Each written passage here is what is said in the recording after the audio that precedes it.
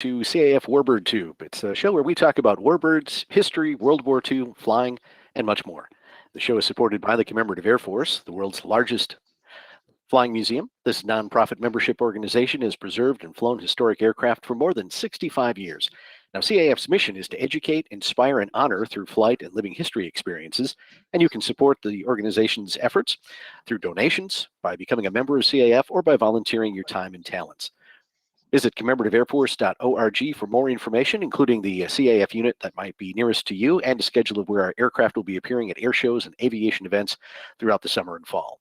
I'm your host, Steve Buss, and welcome to all of those of you watching either on Facebook, on YouTube, and those of you on GoToMeeting. If you would, just take a second to like or share or hit the subscribe button and follow us. If you do follow us or subscribe on YouTube, make sure you hit the little bell icon as well, and you'll get notifications when we have another broadcast. All right, in tonight's show, we're going to look at a very interesting airplane, not only from a historic standpoint, but also from its life after World War II, the C-53. And if you have any questions while we're talking about the airplane, just type them in the comment box on whatever social media platform you're on, and Lee will send them over to me, and we'll get them answered either during the presentation or before we sign off. So this is episode 77 of CAF's Warbird Tube. Tonight, the 1942 Douglas C-53 Skytrooper. And joining us from Vintage Wings Incorporated is Jason Capra. Jason, good evening and welcome to the show. Hey, how you doing? Thank you so much for having me on tonight. Well, let's find out a little bit about you. How did you become interested in aviation? That would probably go back to my grandfather. He was a big aviation buff and airplane nut, and spent a lot of time with him growing up. I was the oldest grandchild, and so we spend a lot of weekends out at Pittsburgh International Airport watching airplanes come in on weekends and Sundays, and every air show that was in the area, I was going to it with him. And he actually flew himself. He was in the Air National Guard, Pennsylvania Air National Guard in the 40s and 50s, and his love affair of airplanes really kind of took off with me. So I'm the only other person other than him in my family that likes airplanes. So good. Let's get to the burning question, which was already being debated on our Facebook page earlier today. What is the difference between a C-53 and a C-47? Sure. The C-53 is a true DC-3 in camouflage. Everyone always says the C-47 is the military variant of the DC-3. That's true to an extent. A C-53 is a legitimate DC-3 that was built pre-World War II that was drafted into military service. So our airplane actually started production as a United Airlines DC-3 in late 41. And when World War II started, when we were attacked at Pearl Harbor, the aircraft was drafted, if you will, into the military. The entire batch of DC-3s were redesignated C-53s. That's because they still had the small passenger door on the left-hand side. They also had the plywood floors inside, so it wasn't reinforced for cargo. So once that batch was done, that's when they really kind of ramped up the C-47 production. But at the beginning of the war, as you well know, we needed everything we could get our hands on. So a lot of these civilian DC-3s became C-53s or C-49s and went off to war just like so many young guys at that time. Right, and the other thing that you'll notice on the 53 is the small cargo door that's behind the passenger door. That's another telltale sign that you're looking at a C-53. That's correct. Yep. So like I said, if you were to look at a standard DC-3, right before World War II or right after, it's really hard to distinguish it against a C-53. That is that design. Yeah. So like I said, it's that it is an airliner in camouflage essentially. There you go. So so the airplane is on the assembly floor, December 7th, 1941. It rolls off the assembly line, and where does it go from there? Yeah, so like I said, it was about halfway through production whenever we were attacked, and it was drafted right into the military service while it was still being built. First assignment was Bowling Field in Washington, D.C. I was assigned to the newly formed 12th Air Force at the time, and had a very quick stay down there, and they needed the airplane up in Presque Isle, Maine to start surveying the transatlantic routes to get the bombers, fighters, and everything else over to England. So the airplane was assigned to Ferry Command and went up to Presque, Maine, and actually took part in some of the very first ferry flights and survey flights across the North Atlantic track. So that track that the D-Day Squadron took to get back over every fighter and bomber that went to England, right, during World War II, our C-53 actually was one of the survey aircraft to lay that route down. And what's really unique about that, it was actually flown by a lot of civilian pilots that were used to flying that at that time already. Our airplane was assigned to pilots by Northeast Airlines, flying out of Maine. So a lot of those guys already had a lot of experience going across the North Atlantic and so forth. And that's what they did for almost 2 or 3 months until the rest of the aircraft started going over. So it's really neat that our airplane laid the groundwork for that track. It was also in Operation Torch as well. Yes, sir, it was. So again, after its stint there in the North Atlantic, they needed as many aircraft as they could in the African theater. So our airplane went down to Florida, and then from Florida went over to North Africa and took part in Operation Torch, and essentially stayed in the North African campaign as they pushed Rommel and the Germans back into the Middle East. And I think we've got a picture here of it when it was being used on a USO tour for Jack Benny, I believe. Do you have that photo? Yeah, let me see if I can find that for you real quick. Stand by 1 second. I'm sorry.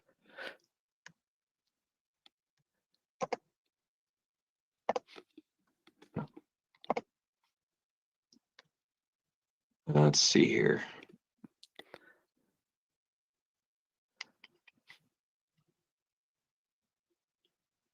Well, I don't know why it's not pulling up. I'm sorry. Have you got the website? Yeah, hang on 1 second. Yeah, just do that. That's fine.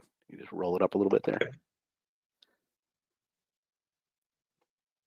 Yeah, there's one of the pictures from that tour right there. If you guys can see that. Yeah. So that gives you who the actress is there in that picture. She was one of the main ones that was with Jack Benny a lot during that tour. But that's them actually unloading their cargo and baggage in North Africa there for one of the USO tours. And you can see our serial number there back there in the background, 120095. And you also get a good look at the cargo door. That's quite a reach to get in there to get anything, isn't it? It was. Yeah, when the airplane was converted back to a corporate DC-3, they actually chopped half that out and lowered it. So the cargo door that's in there now actually goes all the way down essentially to the floor of the airplane. And it stayed that way starting in the 1950s. But yeah, the original C-53 baggage door, they didn't make it easy to put stuff in and out of there. So after toward the end of the war, the airplane itself was sort of in an accident and was damaged, but managed to get repaired, unlike many other aircraft that were in theater.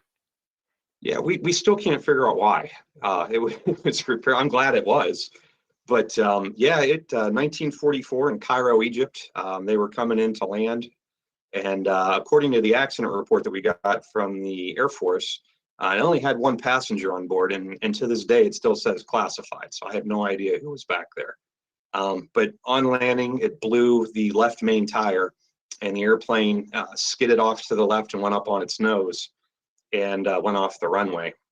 And like I said, we were able to attain from that accident report its unit that it was in, the paint scheme that it had in 44, and also the crew. And that was kind of a really unique situation as well, because now we have names associated with our airplane, and that opened up a whole other avenue of research that we were really happy to go down. So we actually did find all of the original family members of the original crew of this airplane, and they've all since have been in the airplane and sat in their father's seats, and it was very, very emotional day when that happened, but it was really neat to connect those families back to their dad's airplane. That's awesome. When was the airplane surplused out? So it was sold surplus right on the spot in 1945 at the end of the war in Europe. It was purchased immediately by Danish Airlines and went on to fly for that airline pretty much as was. They just stripped the paint off of it, and being that it was a C-53, it already had it kind of an airline interior inside of it. And went to work, post-war World War II, right away as an airliner rebuilding Europe. And stayed there until about 1952 before they put it up for sale. And from there, is this when it ends up with Northeast Airlines? So that actually was before, and I know it's kind of confusing, but yeah, the airplane never actually flew for Northeast Airlines. This is a really unique story that I like telling. So that Northeast Airlines that's painted on the side of that DC-3, our airplane, and one other one, is actually the nose art, believe it or not, on that airplane. It was painted on there by the civilian crews that were flying the airplane as a joke that Northeast Airlines went to war. And so that was technically a military airplane that instead of painting on the nose, whatever, they painted the Northeast Airlines on the cabin as a joke to say Northeast Airlines went to war. So that was never a civilian airplane. It was always a military airplane, but that was the nose art on that airplane at that time. And I think if you just scroll up, we can actually see a picture of that, right? Yeah, absolutely. Let me do that real quick. Yep, there it is. Yeah. Can you see that? So that's okay. So that's actually he was still serving in the military at that point. Yep, and believe it or not, that is our airplane. So the really neat part of that is if you look at the tail, you see 12009, and then there's nothing. For a while there, we thought that the airplane was 120090, and there was a little confusion there on what had happened exactly. Getting the data plates and the builder plates from Douglas, we were able to go back through and look at all the tags. 90 was actually assigned to Pan Am Airways and served in South America. And we found a picture of that airplane, and it distinctly has the 0 at the end. And so that took that out of the equation. There were only 2 C-53s with a 9 number at the end that served with Northeast. It was 93 and 95 in our airplane. And we found a picture of 93 with the 3 on there. And the only other one there is 95, which is ours. And so that picture there with the 5 omitted off the end is actually our airplane in 1942. And that was taken in Presque, Maine. And it's one of the few photos I have of our airplane during World War II, but it's a really famous picture. So it was really neat discovering that. It's not only has the World War II history to it and flying for the airlines, but also it's Buckeye won for a number of years as well. It was the governor's executive transport for the state of Ohio. That's correct. Yeah. So after World War II, it came back. Actually flew for Danish Airlines and Scandinavian for a while. Sold surplus, came back to the U.S., was converted to a corporate DC-3 in Miami, Florida, and that's when it was purchased by the state of Ohio. It served in that capacity from 61 to 81. And so every governor that took place, that tenure flew on this airplane, most notably James Rhodes, that was involved in the Kent State shootings in 1970.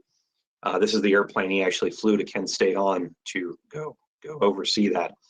Also, too, this airplane was responsible for cutting the opening ribbon ceremony for 30-plus county airports in the state of Ohio in the 50s and 60s. James Rhodes was a huge proponent of general aviation, and his campaign was a airport in every county in Ohio. And while he was governor in Ohio, he actually made that happen. So our DC-3 has actually cut the opening ribbon ceremony at 30-plus county airports in the state of Ohio in the 60s and 70s. So it's really neat that it's a really big part of Ohio's aviation heritage. Of course, this brings up a trivia question for you. How many hours are on the airframe? So it's actually a really low-time DC-3, believe it or not. Really? It only has about 21,000 hours on it total.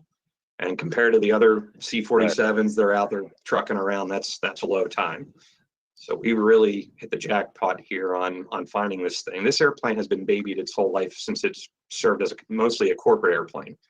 And the state of Ohio spared no expense maintaining it while they had it, which is why it lasted as long as it did when I found it. So we're lucky in that regard. Well, let's talk about that. How did you come across this airplane, and what kind of state of condition was it in when you did discover it? Whew, well, it was on the verge of death when I found it, to put it bluntly. I accidentally found it. I wasn't looking for it. I was just driving through the back roads in Ohio when I stumbled across it. And it had been sitting where I found it for almost 25 years at that point. So it was pretty worse for wear. Birds had pretty much made a home out of it. And everything on it had ceased and stopped working and was frozen in place. It was on the verge, like I said, of not being salvageable. And as a matter of fact, a couple of big known companies that convert these into turboprops had already looked at it and said, "Meh, it's not worth our time." So have you you've got some pictures of what it looked like when you discovered it? Yeah, I sure do. Let me see if I can pull that up for you here real quick. It was a basket case. That's pretty much an understatement. So if you can you see this? Yes, we can. Yep. So that's the first picture I ever took of this airplane when I found it. And that was in 2015, I believe, 2016. That's how I found it, sitting next to the highway in Beach City, Ohio. And as you can see, it was on death's doorstep. As a matter of fact, most people had kind of written it off already and thought that it was gone. But we had somebody come out and do an inspection on it with me, and we what panels we could open on it looked like it had a good skeleton, and that's what mattered.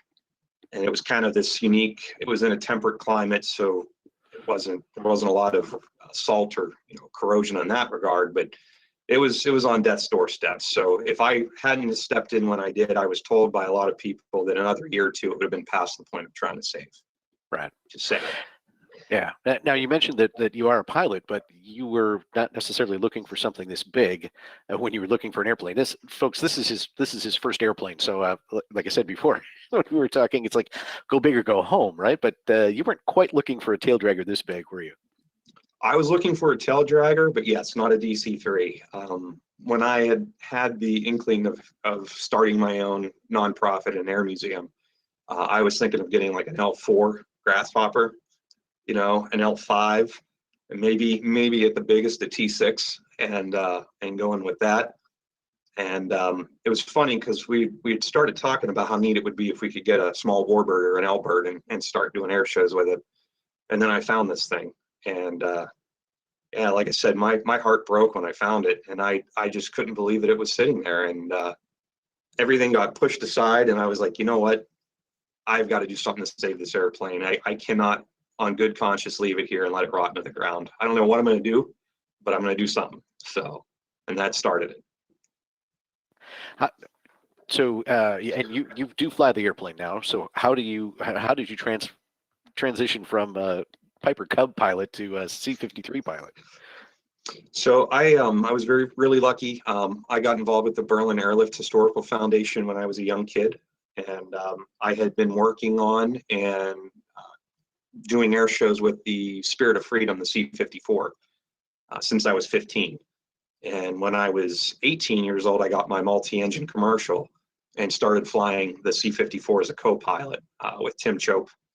And I had just started with Warbirds right then and there, and that door opened another door and kind of got my big radial engine prop liner experience in time doing that, maintenance wise and pilot wise. So that's when I found this airplane. I had been with Tim at that point for 15 or 16 years and wrenching on it and flying it, and I just thought, well, if I can help keep a 4-engine Douglas flying, then doing a 2-engine Douglas is doable. So piece of cake, right? Yeah, that was the last mistake. So, but it was good. So you've flown the 54, which is tricycle gear, and the 53. How was the transition between the two? I would think in many ways they're very similar, probably in systems, but in ground handling especially, there'd be quite a bit of a difference. Yeah, systems wise, the DC-4 took a lot of DC-3 isms and improved upon them or worked upon them. So, I was used to the managing the engines and the taking care of radial engines. It was just going into a big tail dragger. And I was really fortunate that a lot of my small single engine time was all in Cubs. So I'm a J3 guy at heart, and it's actually what I learned how to fly on.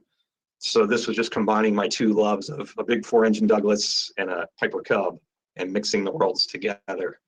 And just really enjoyed flying a big tail dragger.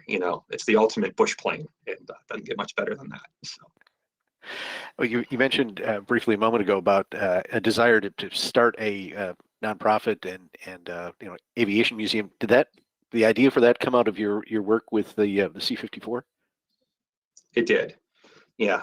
So Tim, believe it or not, is actually from my hometown, and when I was a little kid, I was working at the airport doing line service and doing maintenance on the field, cutting the grass and all that. And Tim used to come in every week when he was in between air shows. And I started volunteering when I was 15 years old, cleaning the airplane and working on it with him. And just that really fostered my love of Douglas prop liners and Warbirds. And that's how I pretty much got started. And Tim was always really good about not really babying you too much when you were doing stuff. He would just say, this needs done, go do it, and I'll come check on you. There's the manual you can read. It was written for an 18-year-old kid. So, let's go get this done. And he was a great teacher. He'd come over and explain why we were doing what we were doing. And that really opened up my world to Warbirds and radial engine maintenance and operations. So I have him to thank for getting me into this. So. Yeah, so it's always good to have a mentor to help you through. Yeah, absolutely. And that, like I said, that door opened other doors and other people I met doing air shows with the C-54. And, I always enjoy talking and meeting new people. So I would always try and network and add more people to my list of acquaintances that, might be able to help out with stuff down the road. And I've got a really good list of folks that have made this project possible. So. Well, and in your time with the C-54, I'm sure you spent some time with Gail Halvorsen, famous candy bomber. Yeah, I'll tell you, getting to fly the C-54 with Gail Halvorsen sitting next to you is one of my most memorable experiences flying airplanes. Period. I'll never forget the first time I flew with him. I was just a kid. I think I was 19 or 20, and Gail was in the jump seat, and we were starting the engines on the C-54, and the first engine coughed to life, and here's this guy that's got thousands of hours and just is used to doing this stuff, right? And as soon as that first engine coughed to life, he put his hand on my shoulder and shook it as hard as he could, and he goes, "You hear that?" And I was like, "What?" I was like, what happened? He goes, "That's the best sound in the world right there." And I just like, man, I love this guy, At 90-some years old, he still got fired up over flying in a C-54. And I was like, I hope that I'm that passionate when I'm his age, if I make it that far. Well, let's go back to the 53, and I think if you scroll down a little bit on that page here on there, we'll see some pictures of what it looked like inside and out when you discovered it.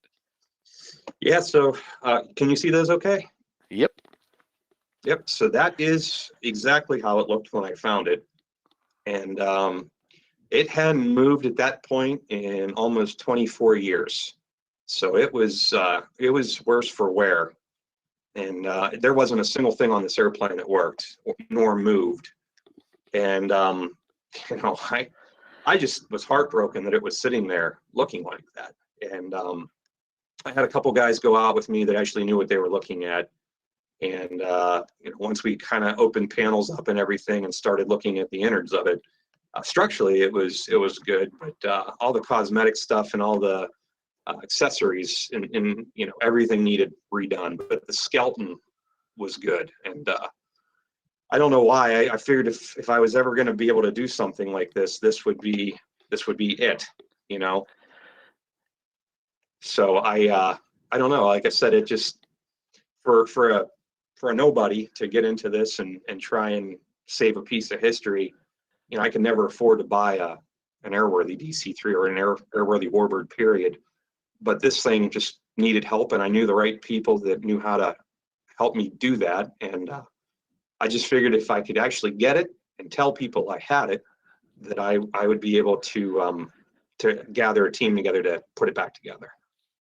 Well, and that kind of leads me into my next question. You're a relatively young man. This is a project that I'm thinking some more seasoned Warbird people wouldn't have even attempted. But you've not only been able to restore the airplane, but it's now back in flying condition. It's absolutely gorgeous. It was some of this not quite knowing what you were getting yourself into when you took on the project? Yes. There's a little bit of naiveness that's there, you know, and I think that well, I'm gonna throw this out there. Tim always quoted when we were flying the DC-4 around. He said anybody can operate a DC-3. It takes a lot to operate a DC-4. And with that naiveness, I thought, well, heck, I've been helping Tim fly this C-54 and work on it for years. That if we've made this work, and if I can get the right group of people together, then heck, we can make this DC-3 work, you know. And luckily for me, I knew a lot of the right people. And let's not kid ourselves to think that I'm the sole person behind this. That is not the story at all.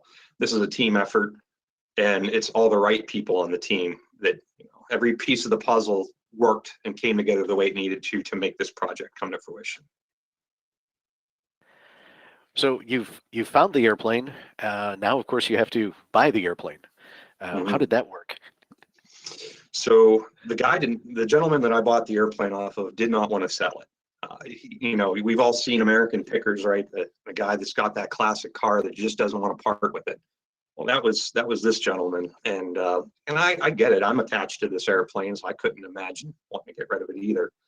But the shape that it was in, that's what I had a hard time understanding was, you know, if you care about this thing, you know, it's rotting into the ground right where it's sitting.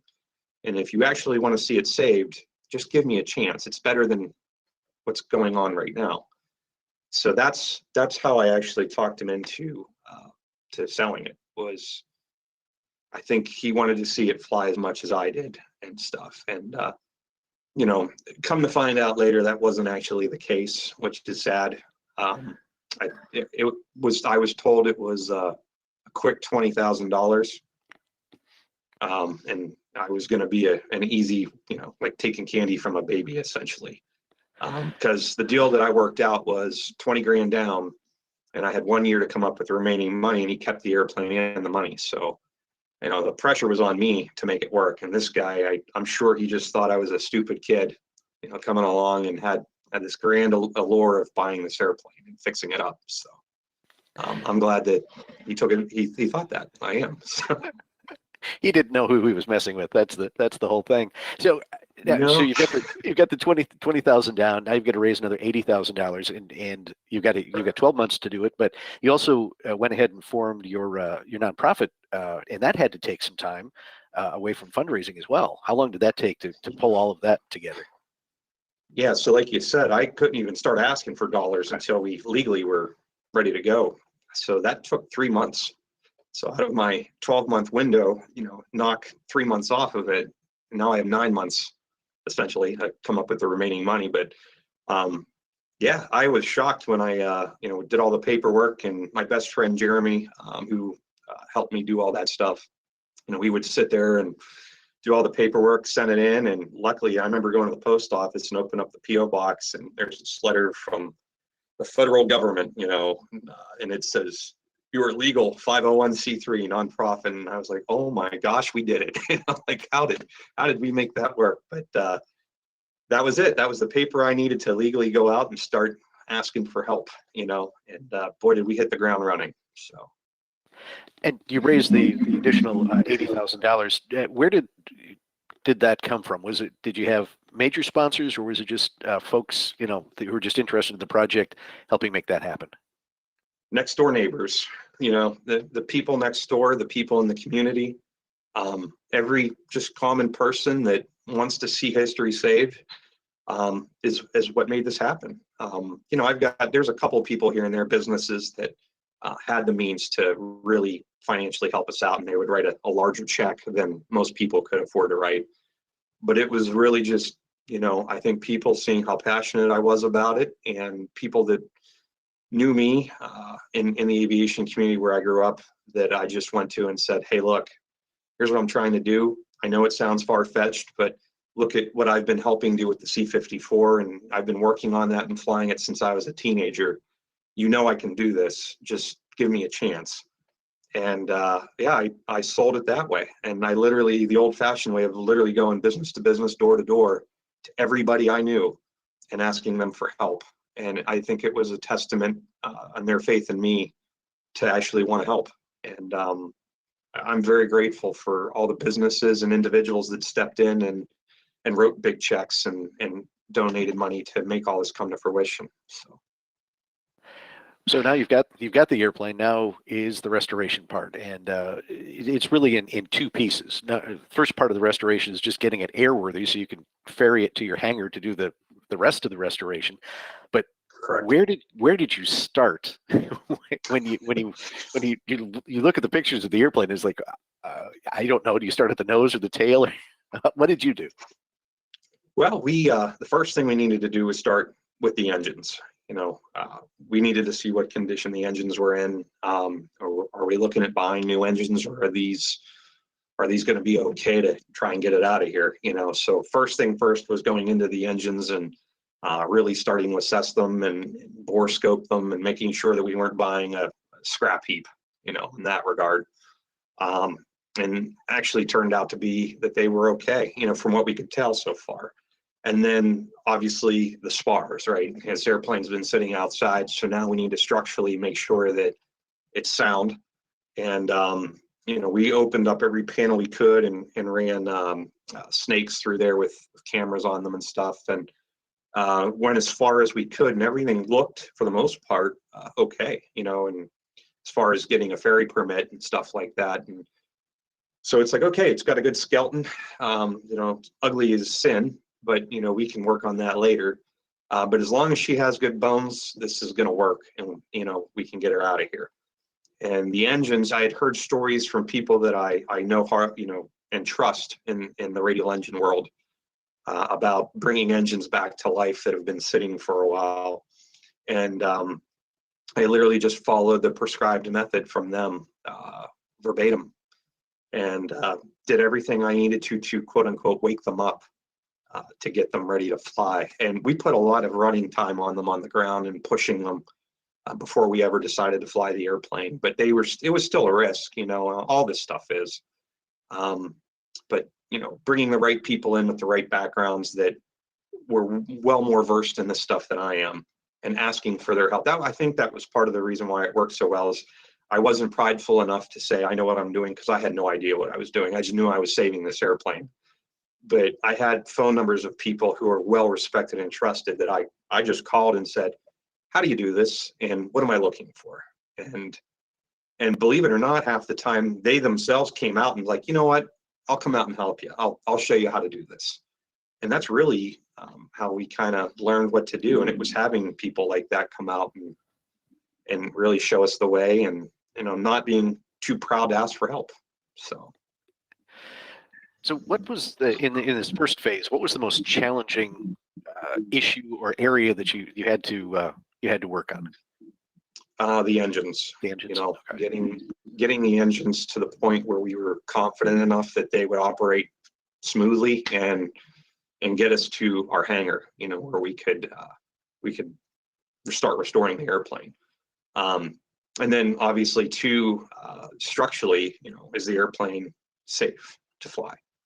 How many panels can we open up without taking the wings off out in this field, where we can get a good gauge of what's inside of this thing that we can safely structurally fly it, and everything else I figured would fall into place. But those were the two things that needed to work, obviously. And once we determined that it was okay at that level, everything else was like, okay, well, let's just get it flying safely and let's get it to the hangar. And then, the goal was this whole time to get it somewhere where we could rebuild it from the ground up.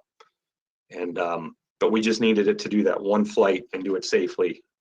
And that's where, my contacts at Preferred Air Parts over in Kidron, Ohio, they convert like Basler. They're one of two companies in the country that convert these airplanes from radial engine aircraft to turbines. And when you look at Basler and Preferred and the airplanes that they ferry into their shops that have been sitting dormant for years, I figured these were the right people to ask, is this safe to do?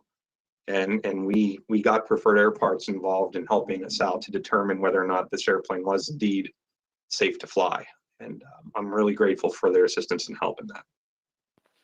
One of our viewers asked a question. We're talking about the initial $100,000 to buy the airplane.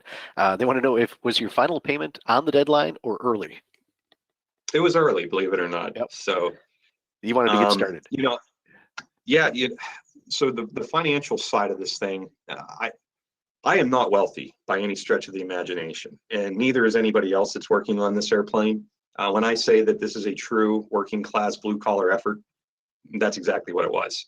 I'm a captain at a regional airline, and I'm just passionate about warbirds. And I don't know why I still to this day did what I did. I'm glad I did, but I emptied my bank account out to buy this airplane.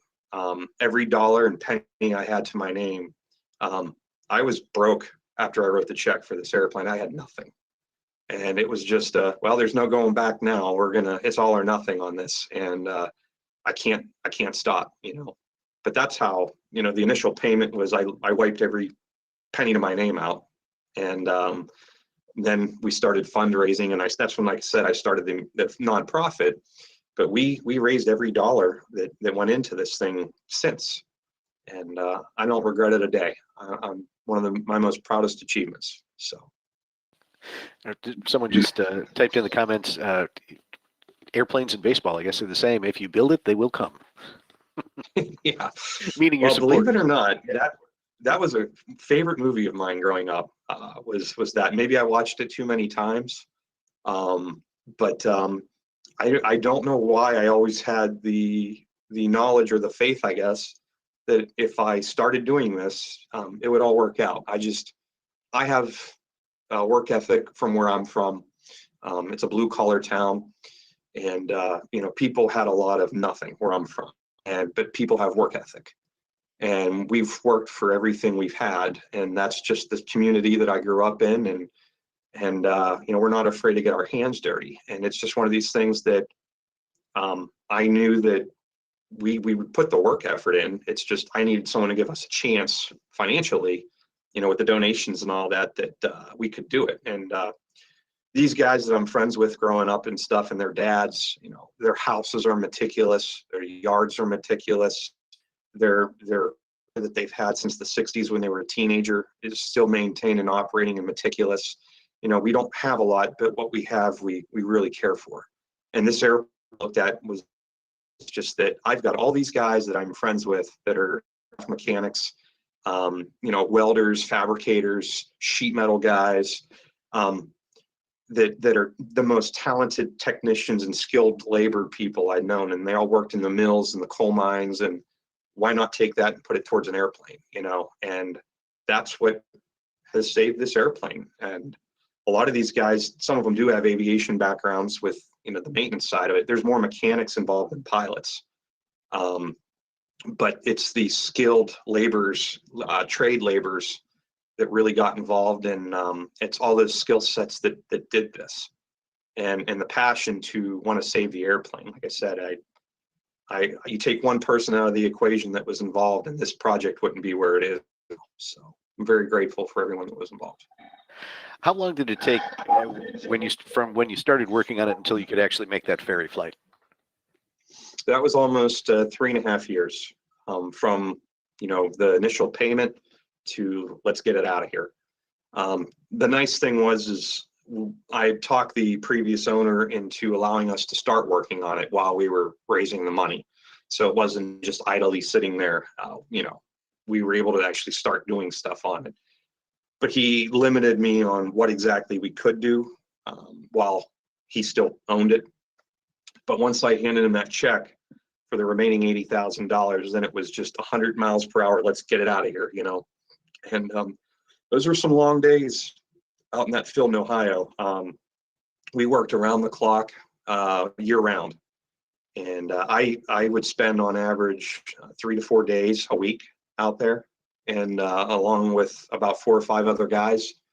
More often than not, you know, we didn't have money to spend on hotel rooms and stuff, so we just camped under the airplane in tents, and that was year round. And we froze in the winter and we roasted in the summer. But as soon as the sun would come up in the morning, we would make coffee and just start working on it. And you know, it was just every day we were out there, it was, you could see her starting to come back to life. And we always joked and said that she was smiling at us all the time. You know, it's like, she knows she's going to get out of here and we just got to keep going. So. Yeah, amazing.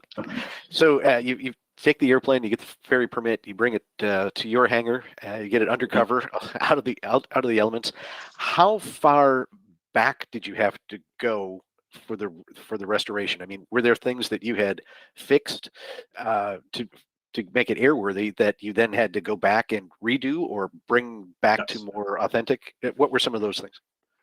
Yeah, so we knew taking it there, we were going to have to undo most of what we did. You know, that was the frustrating part, just because we knew the level of restoration that was going to have to take place. So like I said, once we got it in the hangar, the big thing that wasn't done, and that's actually what stopped the airplane from flying in the first place, was it never had the main spar AD complied with. Every DC-3 out there has a doubler, if you will, on the main spar that goes across the center wing into the outer wings. And that was never complied with. And I think that's why the airplane never flew again once it got there, because that was right around the 92, 93 mark. And that's when the FAA came out with that. So we knew we had to do that, plus all of the corrosion that was on the skin, and then whatever else we didn't know about. So once we took the wings off the airplane and really started, we actually had to fabricate rotisseries for the wings so that we could rotate them around, so that we could do all the work we needed to. And Preferred Air Parts was huge on letting us come over and take pictures of their rotisseries, because they convert DC-3s to turboprops as well, just like Basler. So we were able to build those wing cradles. But once we got into the wings and started pulling sections of ribs out, you know, we just kept going until we found no corrosion, which unfortunately was almost the whole wing, you know, both wings. And it was okay, well, now we're going to have to rebuild these wings. And then same thing with the airplane. We took the landing gear off, you know, took the engines down to as far as we could. Every accessory component on the engines was going to have to get replaced. All the hoses had to get replaced. The flight control cables, none of that stuff was good. And whatever sheet metal on the airplane or skin showed signs of corrosion had to come off and be replaced. So it was, you know, the first couple months was just disassembling the airplane to the point where, okay, well, we can stop now. And now it's like, okay, well, here it is. And now let's put it back together and start rebuilding. Yeah. And one of our viewers is wondering, how far was the flight from Beach City to where you took it, your home hangar? It was a 45-minute flight. Okay. So it was exactly 45 minutes from takeoff to touchdown. And myself and Ian Hengst, who's a good friend of mine and one of my captains on the airplane as well, but just the two of us were in there when we flew it on a ferry permit. And where is it located now? The airplane's at Franklin Venango Regional Airport, which is about an hour and a half north of Pittsburgh. Okay. And I know on the website you've got some before and after pictures of the restoration, and I think folks should see. You know, we're seeing some of what it looks like, but it really is an amazing restoration. About roughly how many people, individuals, worked on bringing this airplane back to life? I'd say our organization has about 80 dues-paying members right now, which is pretty incredible for a young, new organization. But I'd say actively that we're working on the aircraft while it was out in Ohio, there at any given time, it may be a minimum of 2 or 3 people. And then we'd have days where there were 20 people, you know, and it just depends on people's work schedules and stuff like that. But I'd say consistently there was a core of 10 people that made this happen. 10 dedicated volunteers that I could rely on to be there no matter what, that brought this airplane back to life. So I'll scroll through here real quick. Can you guys see the pictures of it there? Yep. Yep. So that's what it looked like when I found it. And as you can see, it was a absolute basket case. And there wasn't a single thing on this airplane that worked.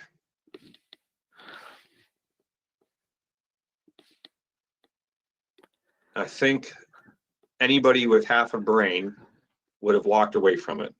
But I've been told time and time again throughout my life that my heart is bigger than my head. So in this case, I'm really glad that was true, because you know, I'm thankful every day that we found this airplane and we were able to save it. So I'll show you here. You know, like I said, that picture there, if you can see that. Yep. That was the first picture I ever took of it, and that's how I found it. Just the most heartbreaking thing you'll ever see in your life. Just this proud DC-3 sitting out there in the middle of this field, just rotting away, and nature was just beating it up day by day. And I could not believe that in the year 2016 or 2017 that here's this beautiful warbird that is still able to be found. It's just stuff you dream about as a kid, reading Air Classics and Warbird Digest magazines, like that barn find, but this one just happened to be in a field, not a barn. So but yeah, so that's what it looked like when I found it. Like I said, I think anybody that even knew half a thing about these airplanes probably would have walked away from it. But yeah, just so let me show you some stuff of it now. Okay. And while you're calling those photos up, how much of the skin did you need to replace? I'd say about 30 to 40%. Oh, okay. So not too bad. Right. Our biggest issue was underneath, between the nacelles and the center wing, and the wings themselves, the outer wings on the bottom. And again, that was from all the moisture and just the humidity and stuff over the years sitting there. So can you see that there? Yes, we can. So that was taken at Reading this year. We were there for the Mid-Atlantic's World War II weekend. That's her now. And there she is taxiing out. And there's a picture of the front of the airplane. And everything in the C-53 is via the blueprints from Douglas for C-53. So this is exactly the way that it would have looked in 1942-43. The interior we decided to go with is a combination of all of the jobs that a C-53 did. So I convey all the mission the plane did partake in during World War II. So you've got the bench seats there for paratrooping platform. The VIP seats, those are actually out of a C-53 when it did personnel movements. The litters, the airplane served a lot of missions as a hospital ship. So we wanted to really honor the World War II air nurses that flew in this airplane. And then towards the back of the airplane is filled with period correct World War II cargo. Again, as a cargo aircraft. But you can kind of see how we really tried to tell all those stories with the interior. And then we also were able to put all of the original pouches and bags and first aid kits and everything back into the aircraft that was there when it was built. And we had a guy in California, his name was Josh DeJong, and Josh, using old stock material, fabricated from the drawings all of those pouches and first aid kits that you see in there. So there's the nose art. And the name underneath the captain's window is actually the captain that flew this airplane during World War II. We found the crew of the airplane that served on it most of the time during World War II, and we put all their names underneath their respective positions. Right. There's the wheel. Okay. And like I said, it's as factory could be. There's the cockpit. And there it is. Yeah. So now, can you scroll back up to the nose art? Sure. There you go. So the nose art is not authentic to the airplane, correct? This is That is correct.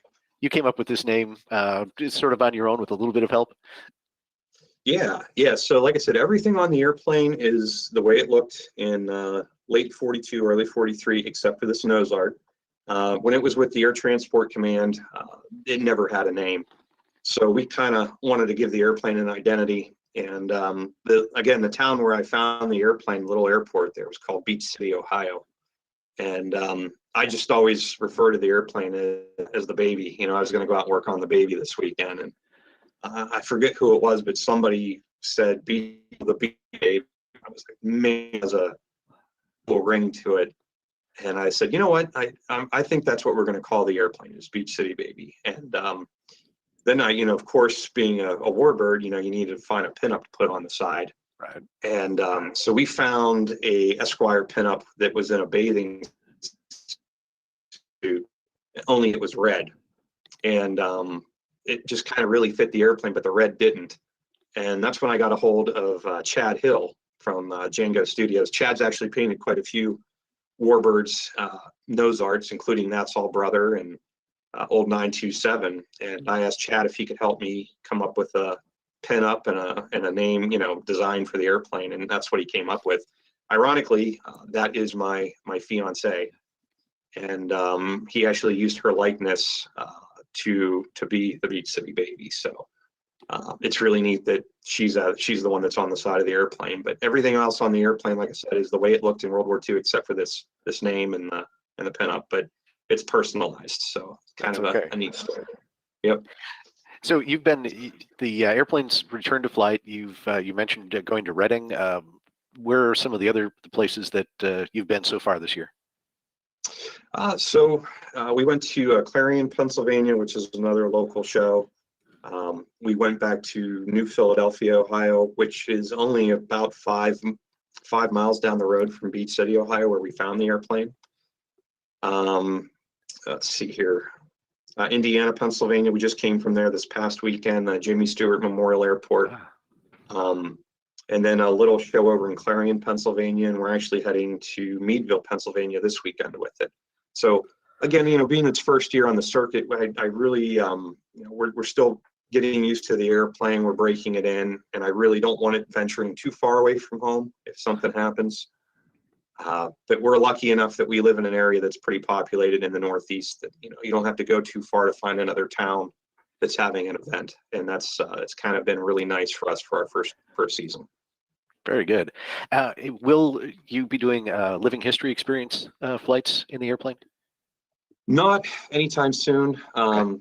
The way the airplane's set up right now is strictly as a static display airplane. We really want to just get the airplane out and let people walk through it the first year or two and get to experience it that way. And I think down the road, we will definitely get into the ride program. I love letting people experience this airplane, but at the same time too, we're a new organization, new Warbird owners. And, the insurance cost for doing the ride program is substantial. And I didn't realize how much it was until I asked for a quote on it. And I was like, okay, we'll wait a little bit before we get into that, But again, it's only fair, I want my crews to get seasoned on the airplane. I want us to have a real good grasp on operating this airplane before I really start going around and trying to sell rides in it. And I think that's the right thing to do. So. There we go. Jim was wondering what happened to the hamburger door. So again, this airplane after World War II was converted to a corporate DC-3. And when it was converted to a corporate DC-3 in Miami, Florida, one of the things they took away was the hamburger door.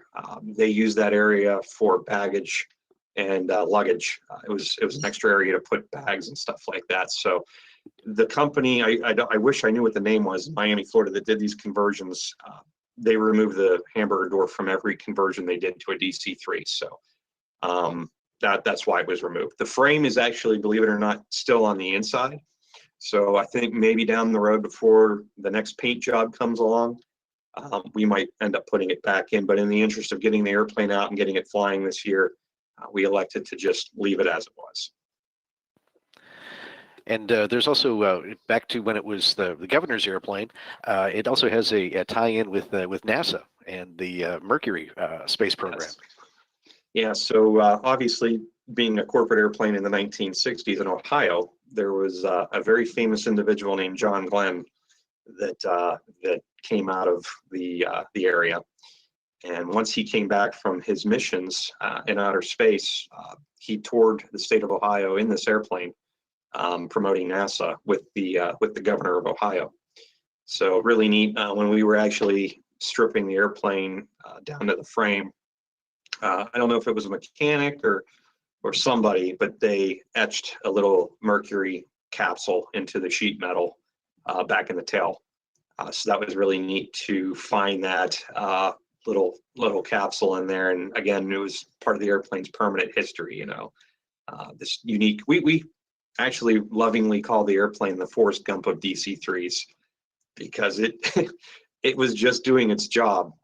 But it did all these amazing things that, you know, it's kind of these timelines throughout the U.S. history, and it was just there. It was just a DC-3, but it was important, you know. So it's like, you know, really neat to think of it that way, that it was just doing its job, but it impacted the history of our nation. Didn't even know it was doing it. Yeah. Can you share any more exterior photos of the airplane, how it looks today? Yeah. Be more than happy to. Yep. So there's the right-hand side of the aircraft. That is actually how it looked for most of the time during its stint with Air Transport Command. The airplane actually never had a name. So we wanted to keep the starboard side of the aircraft as original as possible. So that's exactly how it looked. And then, like I said, the left-hand side obviously has the nose art on it. And you know, we wanted to give the airplane an identity and something that people would know it by. And that was a tough call for me too, because I wanted to keep it as original as possible. Being an Air Transport Command aircraft, they obviously never named it. But we just thought that this name was really appropriate for it and would really kind of give it an identity that people would know it by. That's great. Let's see. Here's one of our comments. This is kind of a cool thing. We have a viewer who's watching tonight that flew on this airplane at Ohio State University for flying lessons in the 1970s.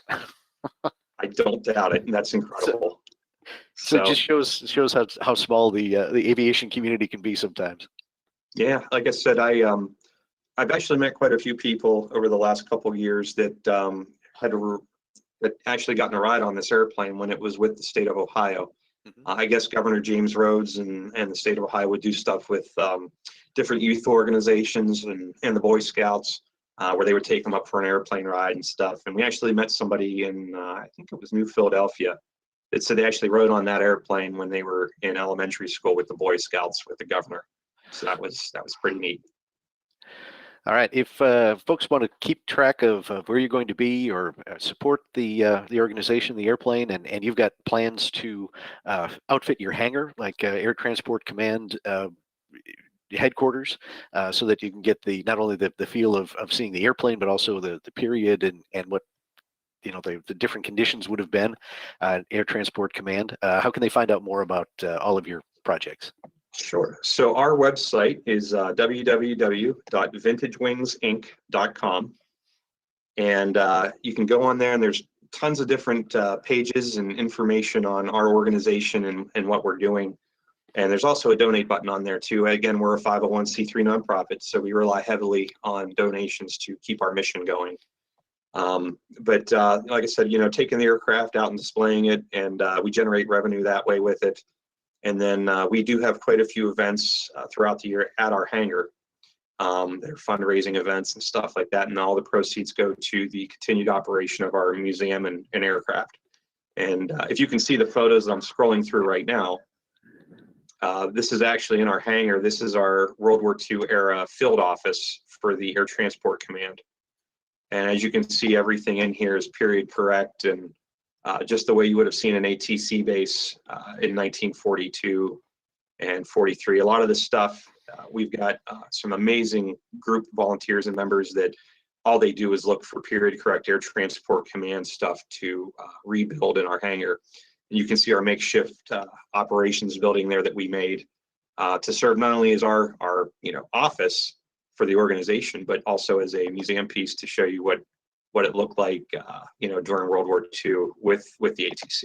So we really have kind of gotten to it. We have a gift shop in the hangar now, and we have a couple local hobby shops in Pittsburgh that every time I walk in, they just donate models to us, and they let me go through and pick out the ones I want and stuff. So obviously we're really heavy on the DC3 side, but it's amazing the generosity that our local community has given us, because I think they see how passionate we are about it and how much we care. And I think it's refreshing to see a group of younger guys and girls. We have almost as many female members as we do guys that are just really into this, that we want to, this is the next generation of Warbird owners and operators. And, and I think if you talk to any of us and tying it back into you guys, right? Why are we interested? And I think everybody has a story about going on a CAF airplane when they were kids. And so here is an exact example of why you guys are doing what you're doing, right? Inspiring the next generation, teaching that lesson. And, the first B-17 I ever went on was Texas Raiders in 1997 at an air show by my house. And here we are. I've got my own air museum now and my own Warbird, and it's because of that exposure I had as a kid from your organization's airplanes. So you guys are doing a great job, and my organization and what we're doing is an example of why it's important that you guys keep doing what you're doing. Well, thank you for that, Jason, and we appreciate you spending time with us this evening and telling us the story of this wonderful C-53. We're going to be looking for it out on the air show circuit this year and in years to come. And if you get a chance to visit his website, you get more information about the airplane, and they also have the schedule of where they'll be this year. So again, thank you for joining us, and thanks to all of our viewers for joining us tonight. Don't forget to click on that like, subscribe, or follow button so we can let you know about any of our future shows. And as always, if you have ideas for a future topic, an airplane you'd like to know more about, or maybe some other aspect of World War II history, just drop Leah Black an email at media@cafhq.org. Thanks again to Jason from Vintage Wings. And until next time, from the Commemorative Air Force, I'm Steve Buss. Have a good night. Thank you.